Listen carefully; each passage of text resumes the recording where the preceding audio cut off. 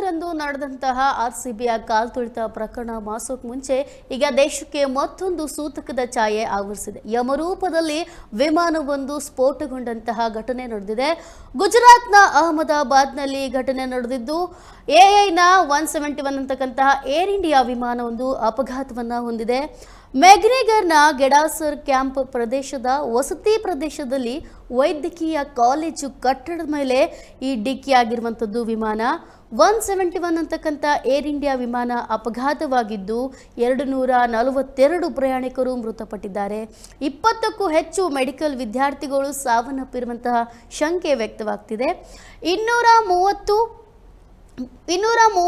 ಪ್ರಯಾಣಿಕರು ಜೊತೆಗೆ 12 ಜನ ಸಿಬ್ಬಂದಿಗಳು ಸೇರಿ 242ಕ್ಕೂ ಅಧಿಕ ಜನ ಈ ಘಟನೆಯಲ್ಲಿ ಸಾವನ್ನಪ್ಪಿರುವಂಥದ್ದು. ಏನು 232 ಜನ ಪ್ರಯಾಣಿಕರ ಜೊತೆ 12 ಜನ ಸಿಬ್ಬಂದಿಗಳೇನಿದ್ರು, 10 ಜನ ಸಿಬ್ಬಂದಿ ಜೊತೆಗೆ 2 ಪೈಲಟ್ಗಳು ಸೇರಿ ಸಾವನ್ನಪ್ಪಿದ್ರು. ಈ ವಿಮಾನ ಏನಾಗುತ್ತೆ ಅಂದರೆ ಅಹಮದಾಬಾದ್ನ ಅಂತಾರಾಷ್ಟ್ರೀಯ ವಿಮಾನ ನಿಲ್ದಾಣದಿಂದ ಟೇಕ್ ಆಫ್ ಆಗಂತ ಕೆಲವೇ ಕ್ಷಣಗಳಲ್ಲಿ ಮೆಡೆ ಸಂದೇಶವನ್ನು ಹೊರಹಾಕ್ತದೆ. ಅಂದರೆ ವಿಮಾನ ಏನಾಗುತ್ತೆ ಅಂದರೆ ಆ ವಿಮಾನ ನಿಲ್ದಾಣ ಸಂಪರ್ಕಕ್ಕೆ ಸಿಗೋದಿಲ್ಲ, ಗಾಳಿಯ ಸಂಪರ್ಕಕ್ಕೆ ವಿಮಾನ ಬರೋದಿಲ್ಲ. ಆ ಸಂದರ್ಭದಲ್ಲಿ ವಿಮಾನದಲ್ಲಿ ತಾಂತ್ರಿಕ ದೋಷ ಕಾಣಿಸ್ತೇನೋ ಪೈಲಟ್ ತತ್ಕ್ಷಣವಾಗಿ ಭೂಸ್ಪರ್ಶ ಮಾಡೋದಕ್ಕೆ ನೋಡ್ದಾನೆ, ಆದರೆ ಸಾಧ್ಯವಾಗಿಲ್ಲ. ಮೆಗ್ನಿಗರ್ನ ಗೆಡಾಸರ್ ಅಂತಕ್ಕಂಥ ವಸತಿ ಕ್ಯಾಂಪ್ ಪ್ರದೇಶದಲ್ಲಿ ಇರ್ತಕ್ಕಂತಹ ಮೆಡಿಕಲ್ ಕಾಲೇಜ್ ಕಟ್ಟಡಕ್ಕೆ ಹೋಗಿ ಡಿಕ್ಕಿ ಹೊಡೆದು ಸ್ಫೋಟಗೊಂಡಿದೆ. ಸುಮಾರು 242 ಜನ ಪ್ರಯಾಣಿಕರು ಸಜೀವ ದಹನ ಹೊಂದಿದ್ದಾರೆ. ಅದರಲ್ಲಿ ಮೆಡಿಕಲ್ ಕಾಲೇಜ್ ಕಟ್ಟಡಕ್ಕೆ ಡಿಕ್ಕಿ ಹೊಡೆದ ಪರಿಣಾಮ ಸುಮಾರು 20ಕ್ಕೂ ಹೆಚ್ಚು ಮೆಡಿಕಲ್ ವಿದ್ಯಾರ್ಥಿಗಳು ಈ ಘಟನೆಯಲ್ಲಿ ಸಾವನ್ನಪ್ಪಿರುವಂಥದ್ದು. DGC ಪ್ರಕಾರ ಏನು ಹೇಳುತ್ತೆ DGC ಅಂದರೆ ಈ ವಿಮಾನ ಏನಿದೆ ಬೋಯಿಂಗ್ ಹೇಳೋ ಪ್ರಕಾರ 787 ವಿಮಾನವು ರನ್ವೇ 23ಇಂದ ಟೇಕ್ ಆಫ್ ಆಗಿ 2 ಕಿಲೋಮೀಟರ್ ಅಷ್ಟೇ ಸಂಚರಿಸಿತ್ತು. ಆದ ತಕ್ಷಣ 2 ಕಿಲೋಮೀಟರ್ ಸಂಚಾರ ಮಾಡಿದ ತಕ್ಷಣ ಏನಾಗಿದೆ, ಮೆಡೆ ಸಂದೇಶ ಹೊರಬಿದ್ದಿದೆ. ಅದು ಗಾಳಿಯ ಸಂಪರ್ಕಕ್ಕೆ ವಿಮಾನ ಸಿಕ್ಕಿಲ್ಲ. ಆ ಸಂದರ್ಭದಲ್ಲಿ ವಿಮಾನ ಅಪಘಾತಕ್ಕೀಡಾಗಿದೆ ಅಂತ ಹೇಳಿದೆ. ಈ ಅಪಘಾತ ಯಾಕಾಯಿತು, ಯಾವ ರೀತಿ ಆಯಿತು ಅಂತಕ್ಕಂಥದ್ದು ಈ ಬ್ಲ್ಯಾಕ್ ಬಾಕ್ಸ್ ಸಿಕ್ಕ ನಂತರ ಮಾಹಿತಿಗಳು ದೊರೆಯುತ್ತೆ. ಈ ಬ್ಲ್ಯಾಕ್ ಬಾಕ್ಸ್ ಅಂದರೆ ಏನಂತಕ್ಕಂಥದ್ದನ್ನ ನಾವು ತಿಳ್ಕೊಳ್ಬೇಕಂದ್ರೆ ಈ ಬ್ಲ್ಯಾಕ್ ಬಾಕ್ಸ್ ಅನ್ನೋದು ವಿಮಾನ ಯಾವ ಸಂದರ್ಭದಲ್ಲಿ, ಯಾವ ರೀತಿಯಾಗಿ, ಯಾವ ಪ್ರದೇಶದಲ್ಲಿ, ಯಾವ ದಿಕ್ಕಿನಲ್ಲಿ, ಎಷ್ಟು ಎತ್ತರದಲ್ಲಿ ಇದ್ದಾಗ, ಯಾವ ಸಮಸ್ಯೆಯಿಂದ ವಿಮಾನ ಅಪಘಾತಕ್ಕೆ ಈಡಾಯಿತು ಅಂತಕ್ಕಂಥ ಎಲ್ಲ ಮಾಹಿತಿಯನ್ನು ಈ ಬ್ಲ್ಯಾಕ್ ಬಾಕ್ಸ್ ಹೊಂದಿರುತ್ತೆ.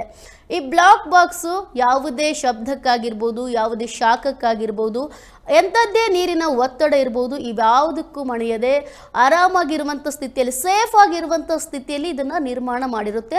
ಅಷ್ಟು ಟಫ್ ಆಗಿರುತ್ತೆ ಈ ಬ್ಲ್ಯಾಕ್ ಬಾಕ್ಸ್. ಅಸಲಿಗೆ ಇದು ಬ್ಲ್ಯಾಕ್ ಕಲರ್ನಲ್ಲಿರ್ತಕ್ಕಂಥ ಬಾಕ್ಸ್ ಅಲ್ಲ, ಇದರ ಬಣ್ಣ ಕೇಸರಿ ಆಗಿರುತ್ತೆ. ಎಲ್ಲ ವಿಮಾನಗಳಲ್ಲೂ ಈ ಬ್ಲ್ಯಾಕ್ ಬಾಕ್ಸನ್ನು ಅಳವಡಿಸಿರ್ತಾರೆ. ಈ ಬ್ಲ್ಯಾಕ್ ಬಾಕ್ಸ್ ಏನಿದೆ ಅಲ್ಲಿ ಇರ್ತಕ್ಕಂಥ ಆಡಿಯೋ ಮತ್ತು ವಿಡಿಯೋನ ಕ್ಯಾಪ್ಚರ್ ಮಾಡಿರುತ್ತೆ. ವಿಮಾನ ಸಿಬ್ಬಂದಿಗಳು ಏನು ಮಾತಾಡ್ತಿದ್ದಾರೆ, ಪೈಲಟ್ಗಳು ಏನೇನು ಮಾತಾಡ್ತಿದ್ದಾರೆ, ಅವರ ಯಾವ ರೀತಿ ಏನು ಸಮಸ್ಯೆ ಆಗ್ತಾ ಇದೆ ಅಂತ ರೆಕಾರ್ಡ್ ಆಗಿರುತ್ತೆ. ಅವೆಲ್ಲ ಸಿಚುವೇಶನ್ಗಳನ್ನು, ಆ ಎಲ್ಲ ಸನ್ನಿವೇಶಗಳನ್ನು ಈ ಬ್ಲ್ಯಾಕ್ ಬಾಕ್ಸ್ ಅಂತಕ್ಕಂಥದ್ದು ರೆಕಾರ್ಡ್ ಮಾಡ್ಕೊಂಡಿರುತ್ತೆ.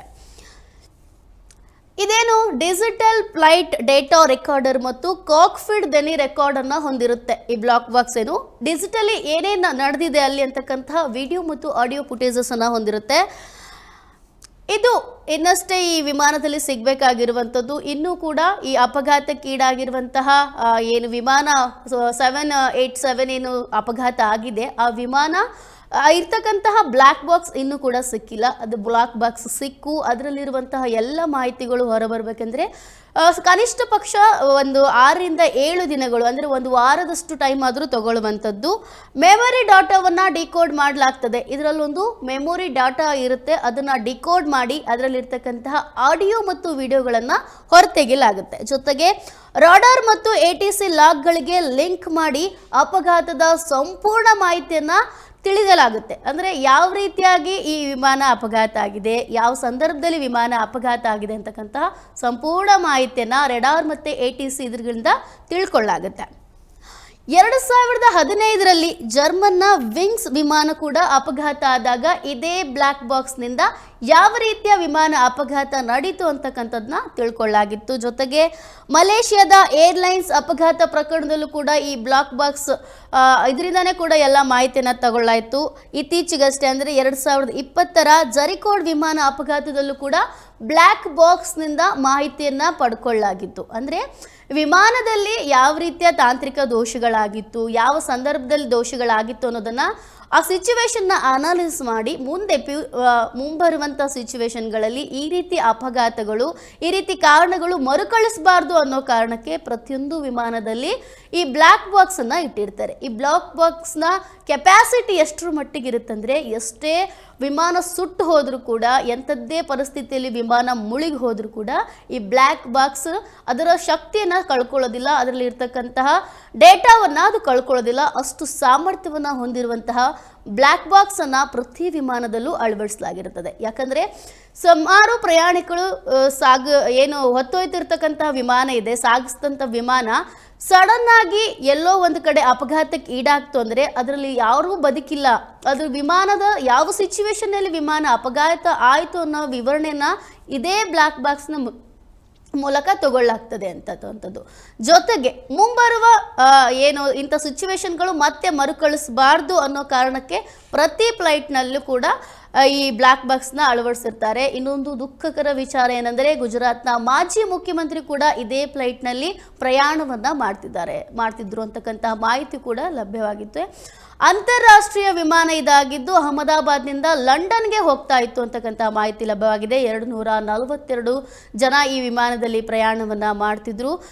ಸುಮಾರು 240 ಜನರು ಇದರಲ್ಲಿ ಸಾವನ್ನಪ್ಪಿರಬಹುದು. ಜೊತೆಗೆ ಆ ಕಟ್ಟಡದಲ್ಲಿ ಇದ್ದಂತಹ ಮೆಡಿಕಲ್ ವಿದ್ಯಾರ್ಥಿಗಳು ಕೂಡ ಸಾವನ್ನಪ್ಪಿರಬಹುದು ಅಂತಕ್ಕಂತಹ ಶಂಕೆ ಈಗ ವ್ಯಕ್ತವಾಗಿರುವಂಥದ್ದು. 190ಕ್ಕೂ ಹೆಚ್ಚು ಭಾರತೀಯ ಪ್ರಜೆಗಳು, 52 ಬ್ರಿಟಿಷ್ ಪ್ರಜೆಗಳನ್ನು ಹೊಂದಿರತಕ್ಕಂತಹ ವಿಮಾನ ಪತನಗೊಂಡದ್ದು ದೇಶದಷ್ಟೇ ಅಲ್ಲ, ವಿದೇಶದಲ್ಲೂ ಕೂಡ ಸೂತಕದ ಛಾಯೆ ಆವರಿಸಿದೆ.